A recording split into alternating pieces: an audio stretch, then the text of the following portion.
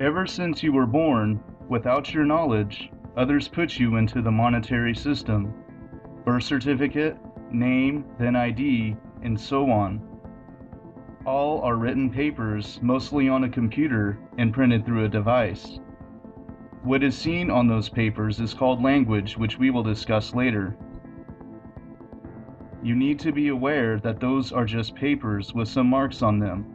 No such paper, document, receipt, voucher, etc. have any actual value. All value lies in imagination.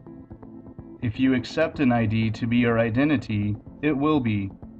Speaking of names, your name is chosen by others and is another line of marks in the form of language.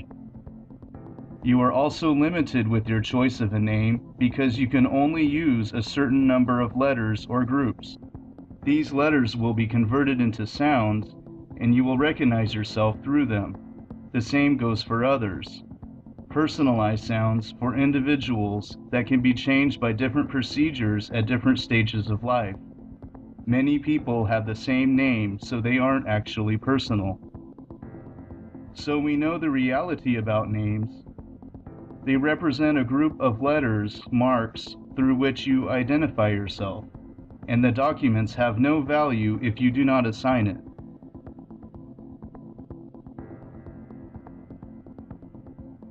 In fact, paper containing such marks is as valuable as a marriage certificate or any other document accepted by the monetary system. The scary part is that the system is based on these papers, and they can be falsified easily. Because of this, you can suffer severely. This is an ordinary suburban house, and this is the owner of the property, Mrs. E. Hornstein, about to let herself in after a day at work. She doesn't realise she's about to become a victim of crime. The hustlers are about to steal something very valuable from her. No, it's not her car or her cash. They're going to steal her identity. This is the ID theft hustle. ID theft is one of the fastest growing crimes in this country and globally. In general, what happens is the hustlers get hold of basic bits of information about you. They might get part of your credit card, they might get your national insurance number, anything they can find. Then they use that information to obtain credit, i.e. get loans, credit cards, all in your name. Now, when I say credit, you've got to think about debt, because basically they're mounting debt that you will be responsible for. The hustlers have collected application forms for loans, credit cards and refinance companies. They are furiously applying for credit in Mrs. Hornstein's name. But how did they get her details to fill in the forms? 2 nights previously, our hustler Paul had the unenviable task of bin rummaging.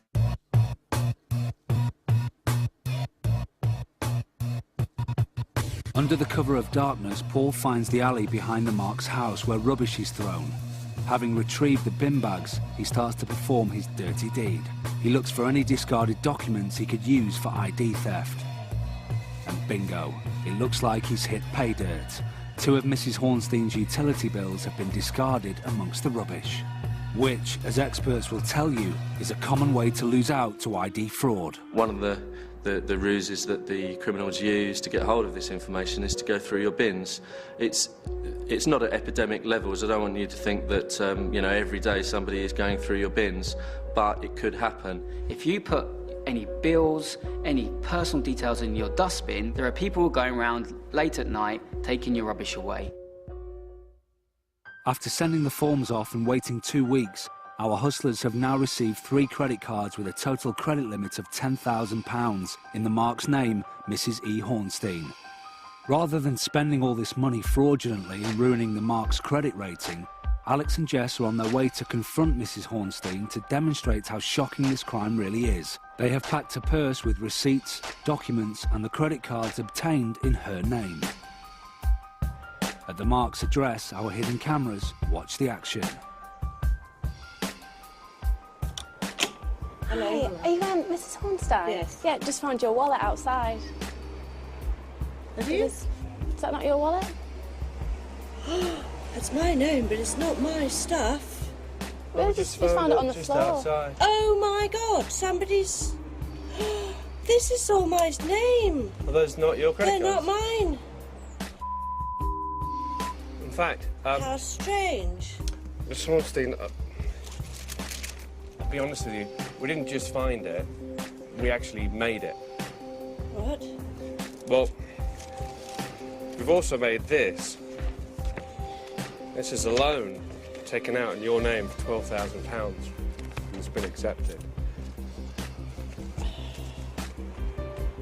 You've made this? Yeah. Why have you done that then?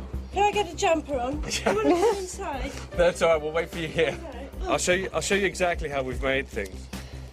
We use these that we found in your bin. That's got your name, your address. This is another credit card bill. That's my sloppy husband doing that. And that's, I don't throw anything away. Bank statement as well. Why is he throwing his stuff away? So from that, we were able to get credit. 3 credit cards and Three a loan credit for cards, £12,000. Frightening, isn't it? It's terrifying. At least Mrs. Hornstein didn't actually lose her money to our hustlers, which is more than can be said for many victims of this worrying crime. Yeah, because I was refused credit, so I wrote to CNN to find out why. And they sent me a long list, and against variations of my name at my old place where I lived previously, there was about £5,000 or £6,000 worth of debt. Because these people that had moved into my flat had actually used my name to open up different accounts. I opened up Harrods account, an Avon account, Grattan's, Freeman's, all the electrical places, and they actually got about £5,000 or £6,000 worth of goods under my name. That I felt like a criminal. When this guy came out and said, you know, you've been refused credit, sort of thing, I sort of said, well, why? Because I knew I wasn't in debt. In the past, you may have noticed that we've been quite eager to accept checks from people that we've hustled. And there is a reason for that. A check, once written, is as good as cash. But to a bunch of hustlers, it can be a lot more than that. I don't write checks because every time you write a check, you leave an audit trail. On the check is your name and address, your phone number, your bank's name and address, your signature, your account number, your routing number. That alone is enough for me to draft on your bank account. There are many ways a hustler can misuse a cheque, and throughout the past year, ours were happy to help by handing over a pen. These ladies gave Alex a cheque for the deposit on a flat that was never up for lease. This man paid for some old bric-a-brac that he thought was genuine game show memorabilia. And of course, at the start of the show, these customers came to Alex's fake till innocently wanting to pay for their Christmas shopping.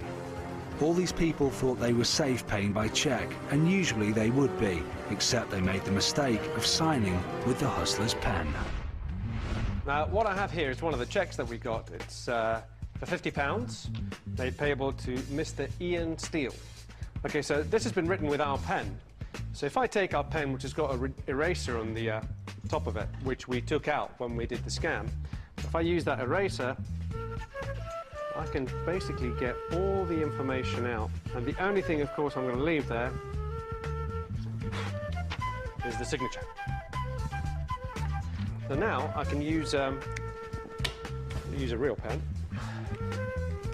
Pay Alexis Conran, me, £500, and now I have this.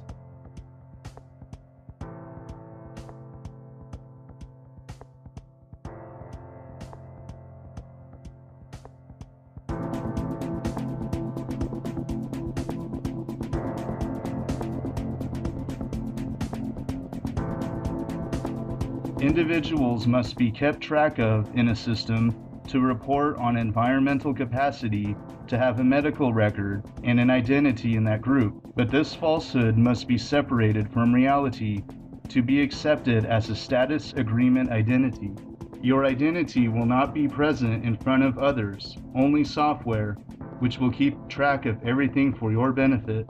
This identity will not be mistaken for you, just an identity inside software, for your health, and a record of individuals in the system. This will work towards Earth's carrying capacity to support X number of individuals. Or, if a guy's name is Euripides Sneed, it doesn't tell you a thing. Jacque Fresco, the J-A-C-Q-U-E, doesn't stand for anything. So if each letter stood for areas of interest, do you know what I mean? Botany, chemistry, symbols, new symbols, you'll have a new name. Symbol 34D, whatever it is.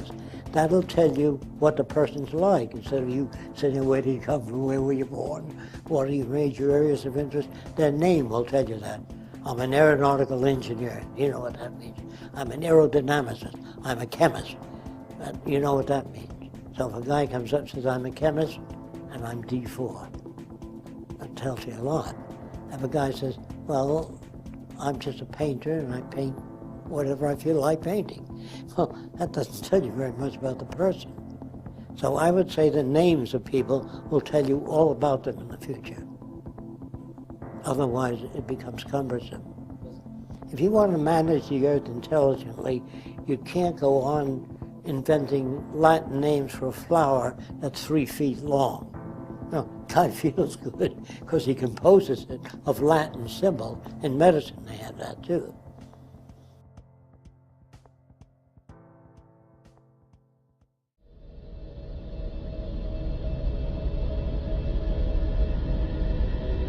It's amazing how the imagination can grasp the individual of the human species.